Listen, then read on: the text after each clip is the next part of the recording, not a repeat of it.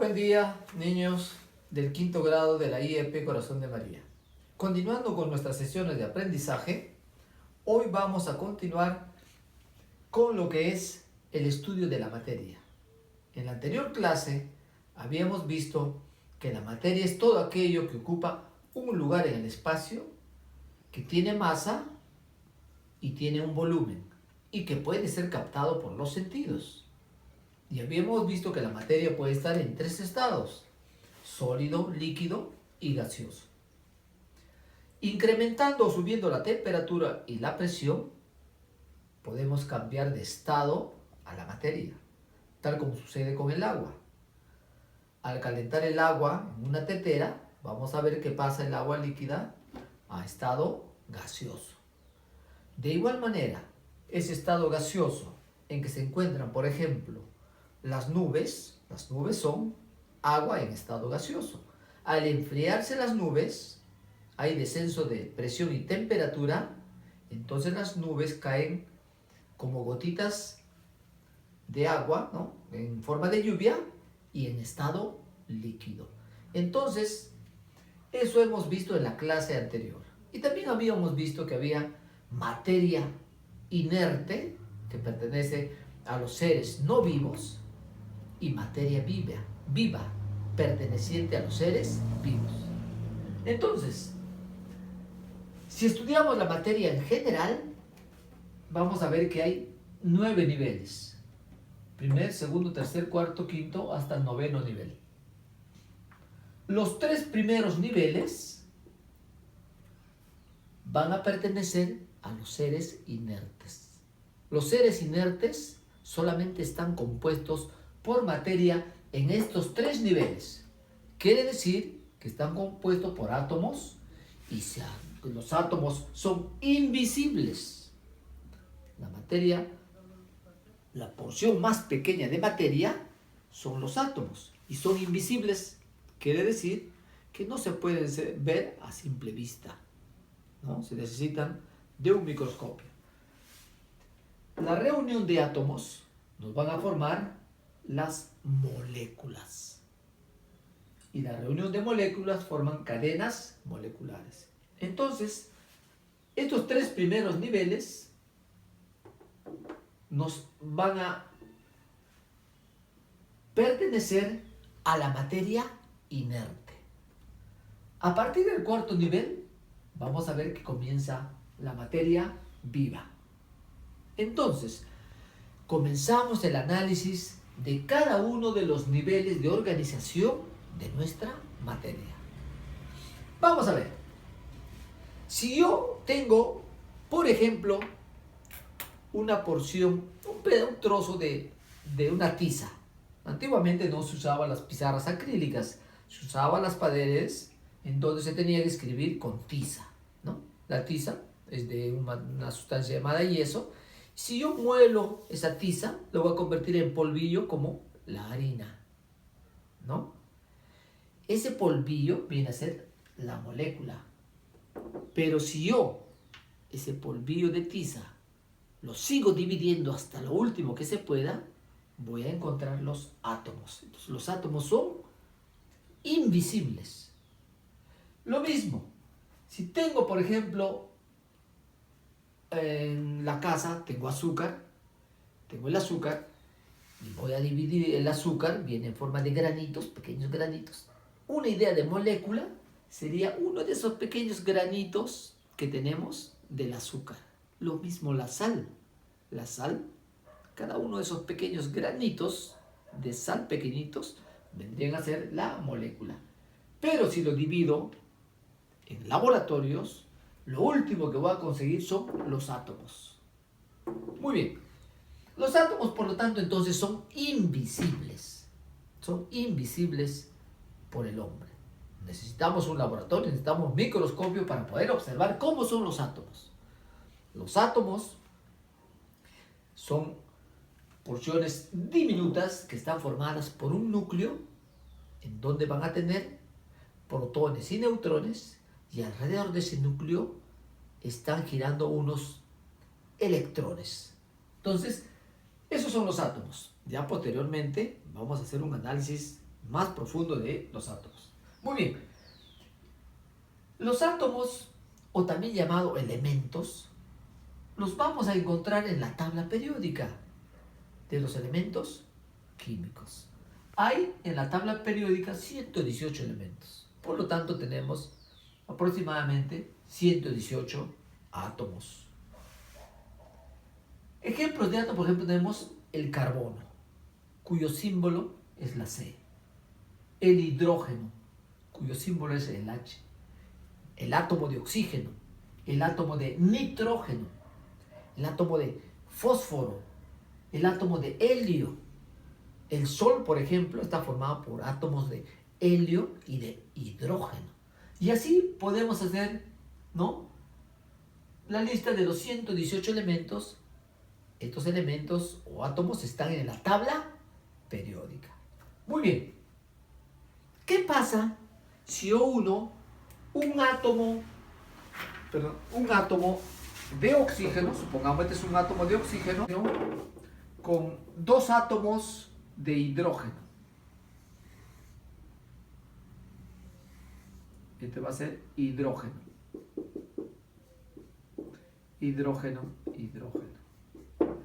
Entonces tendría dos átomos de hidrógeno y un átomo de oxígeno.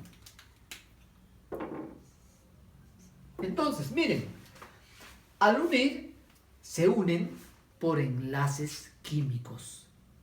¿Qué significa? Un átomo está unido con otro átomo gracias a los enlaces químicos, que eso posteriormente ustedes van a seguir aprendiendo. Los enlaces químicos ocurren cuando los electrones de un átomo comparten con los electrones del otro átomo. Entonces se ocurre un enlace entre ellos. Esto se va a llamar moléculas. Esta molécula, por ejemplo, H2O, es la molécula del agua. Entonces, profesor, el agua, ¿cuál sería su composición? H2O, dos átomos de hidrógeno y un átomo de... dos átomos de hidrógeno y un átomo de oxígeno. Generalmente cuando es un átomo se le pone sin el número 1. H2O, la molécula de agua. Si seguimos viendo la composición, profesor, otra molécula, la sal. La sal que generalmente se utiliza pues en la cocina, su fórmula o su otro nombre de la sal es cloruro de sodio. ¿Qué significa? Para tener la sal, se van a unir un átomo de cloro. El cloro es un elemento químico, y un átomo de sodio. Entonces se unen estos dos átomos y van a formar la sustancia llamada, aquí está fácil, cloruro 1 y Na1. Entonces sería Na1. Esta unión de un cloro que se une o enlaza con un sodio es el cloruro de sodio, lo que nosotros conocemos como sal. Entonces ya tenemos una molécula de agua, tenemos una molécula de sal. Entonces seguimos poniendo por acá cuál es la composición de la molécula de sal. Dijimos sería cloruro, el cloro, con el sodio. La fórmula del sodio es Na. Muy bien, un cloro y un sodio. El azúcar. El azúcar está formada principalmente por la glucosa. Y la glucosa, ¿cómo se forma una molécula de azúcar o de glucosa? Se forma uniendo aquí viene un poquito más complicado. 6 carbonos. Bueno, esto ya en educación secundaria ustedes lo van a poder representar mejor, ¿no? Son 6 carbonos, 3, 4, 5, 6. Esto tiene una fórmula que ya más adelante, cuando ustedes estén más grandes, la van a poder representar. Y ya tenemos que hay 6 carbonos. 6 carbonos que están por acá. Carbonos 6. Muy bien. Luego vamos a tener que hay 12 hidrógenos. Entonces aquí 1, 2, 3, 4, 5, 6, 7.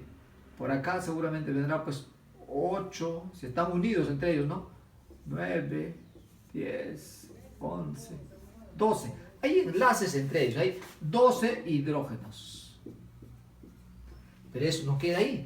Por ahí también participan 6 átomos de oxígeno. Oxígeno, 6 átomos. Por aquí vamos a tener, de repente por acá, 1, 2, 3. Ya tiene su composición 4, 5, 6 átomos de oxígeno. Oxígeno, 6 átomos. Entonces, la composición del azúcar vendría a ser esta de acá. ¿Cómo quedaría? De esta manera. Esta es la composición de una molécula de azúcar. Miren, azúcar.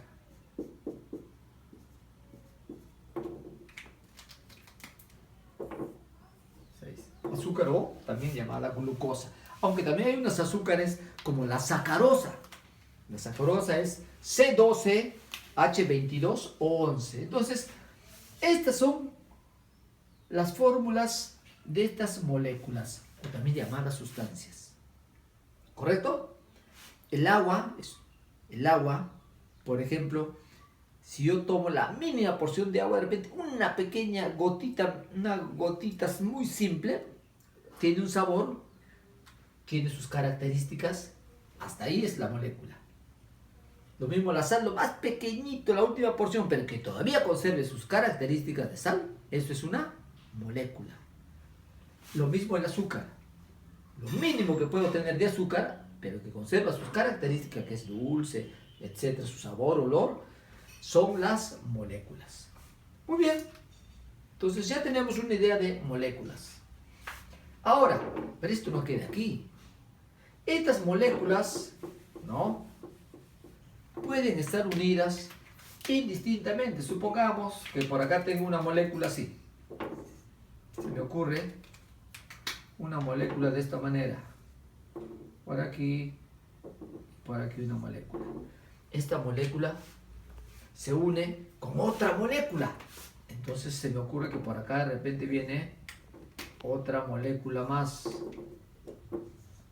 Se me ocurre por acá otra molécula más.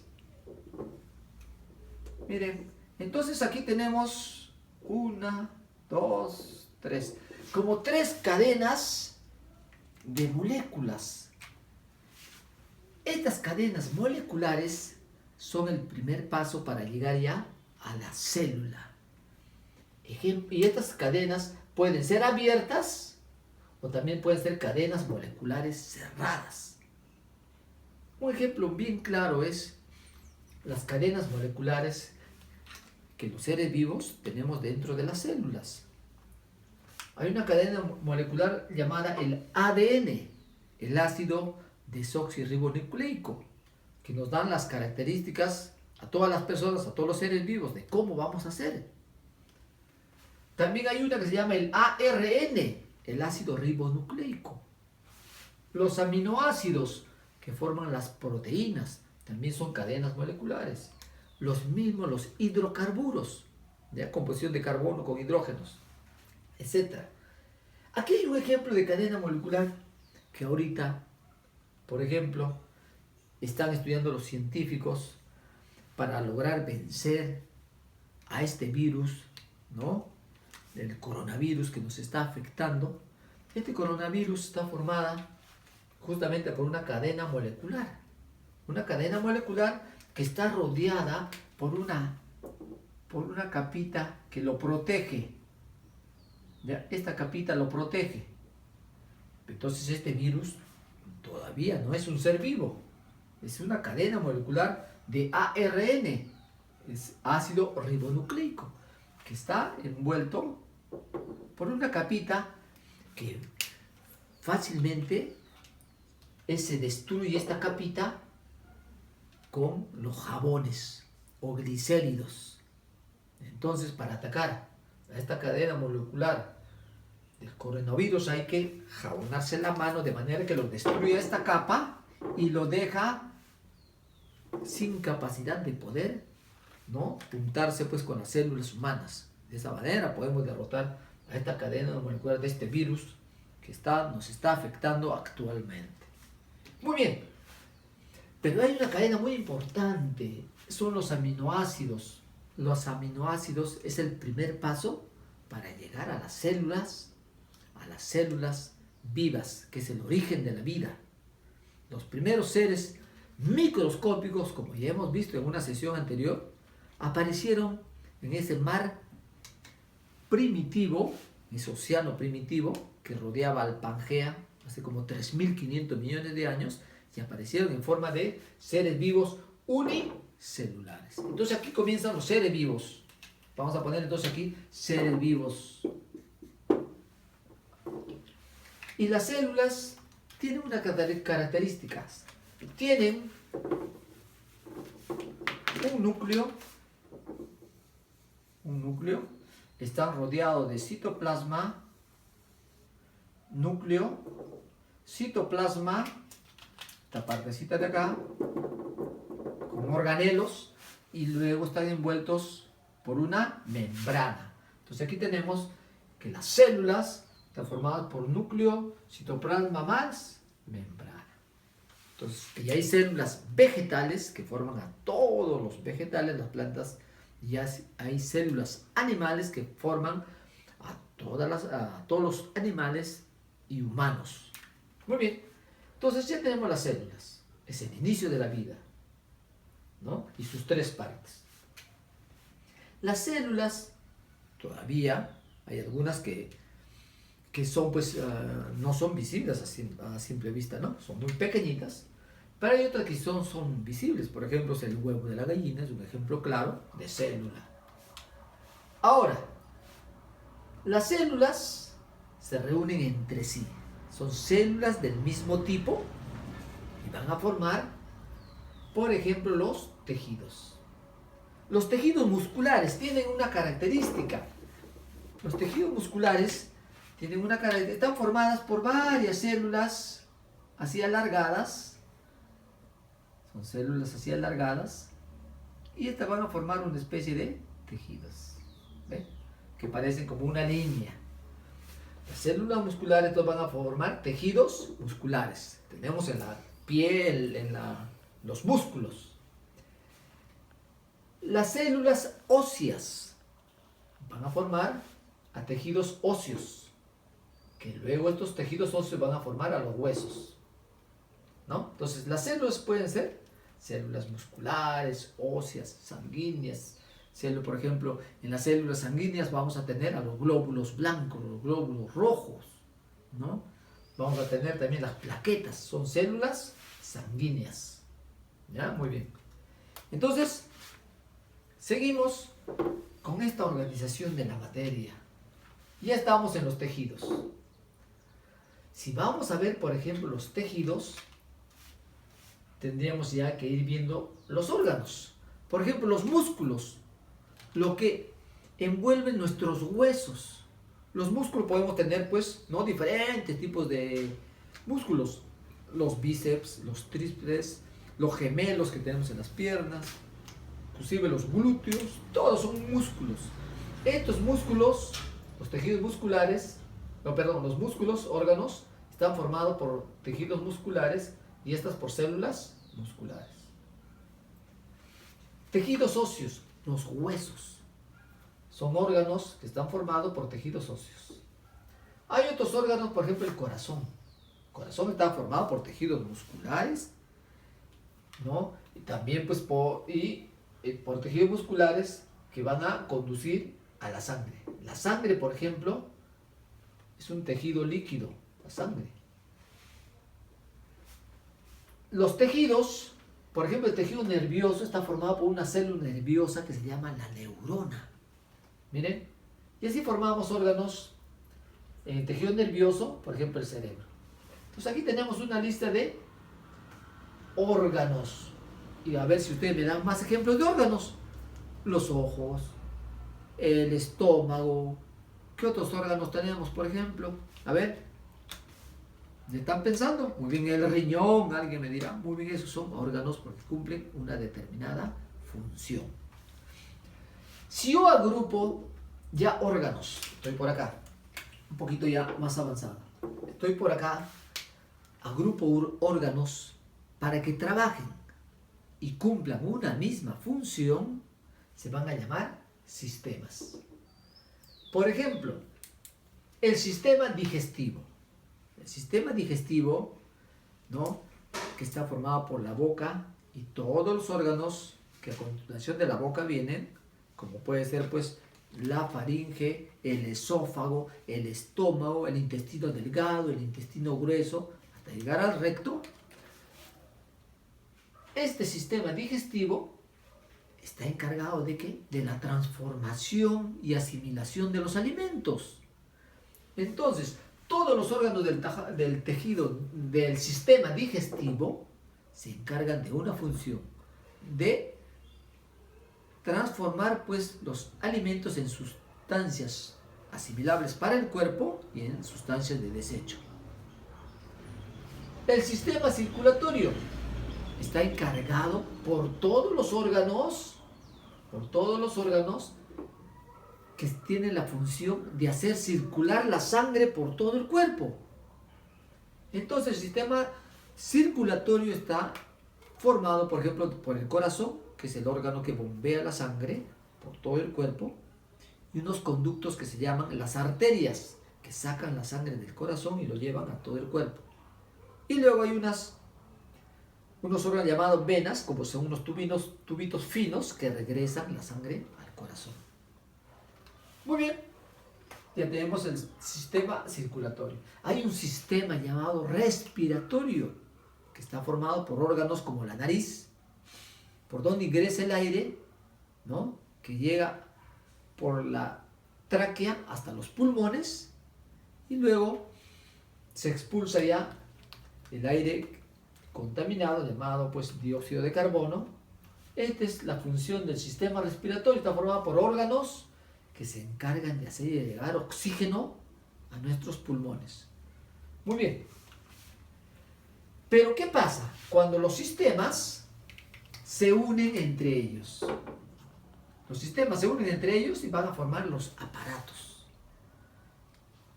Hay un aparato muy conocido que es el aparato locomotor. El aparato locomotor está formado por varios sistemas que se van a encargar de dar movimiento a nuestro cuerpo. Si yo quiero moverme, quiero saltar, quiero caminar, tengo que hacer uso de mi aparato locomotor. Entonces, ¿cómo trabaja el aparato locomotor? El cerebro da un impulso, una orden, ¿no?, mediante nuestro sistema nervioso. Ya tenemos entonces ahí el sistema nervioso, que me faltó poner, por ejemplo, otro sistema, el sistema nervioso. Y sus órganos van a ser los nervios. Entonces, el cerebro dio la orden, esa orden llega a los músculos. Entonces los músculos reciben la orden de repente contraerse, extenderse. Entonces están cumpliendo esa función. Pero los músculos están fijos en los huesos, en el sistema óseo. Miren, entonces para el aparato locomotor se juntan tres sistemas: sistema nervioso, sistema muscular y el sistema óseo de los huesos o soporte. El aparato excretor. Muchos confunden el aparato excretor con el sistema digestivo. No, el aparato excretor se encarga de expulsar las sustancias tóxicas, de excretar las sustancias tóxicas de nuestro cuerpo. Entonces, ¿cómo está formado el aparato excretor? Está formado por el sistema, por ejemplo, urinario, ¿no? Los riñones, la sangre pasa por los riñones y al pasar por los riñones quedan filtrados. Pasa sangre buena y las toxinas son eliminadas en forma de orina. La urea, por ejemplo, es una toxina que lo elimina nuestro cuerpo. Era el aparato excretor. También hay parte del aparato excretor. Vamos a ver, pues, ¿no? Que también tenemos, por ejemplo, se expulsa el sudor, ¿no? La sangre cuando recorre nuestro cuerpo expulsa sus toxinas en forma también de sudor. Muy bien, entonces miren el aparato, los aparatos se forman a partir de los sistemas. Ya tenemos todo un conjunto de aparatos, un conjunto de sistemas, un conjunto de órganos, un conjunto de tejidos y un conjunto de células que están trabajando todas en conjunto, organizadamente, y van a dar vida o dan origen a los seres vivos pluricelulares, o sea, de muchas células, de millones de células. ¿Y qué seres son pluricelulares? Todas las plantas, ¿no? Hay plantas que vamos a ver, hay plantas mayores, plantas menores, vamos a verlo posteriormente. Todos los animales, animales vertebrados, animales invertebrados, etc. Y las personas, son seres pluricelulares. Profesor, pero por acá usted ha dicho, hay seres vivos, células, seres vivos unicelulares formados de una sola célula. Acá, ¿qué tendríamos? Seres vivos de una sola célula. Aquí tendríamos, por ejemplo, las bacterias. Hay bacterias que son unicelulares. También tendríamos seres vivos unicelulares, por ejemplo, hay algas también unicelulares. ¿Ya? Y entonces inclusive también hay hongos. ¿Ve? Estos son seres vivos de una sola célula. Por lo tanto son muy pequeñitos, microscópicos, tácitamente.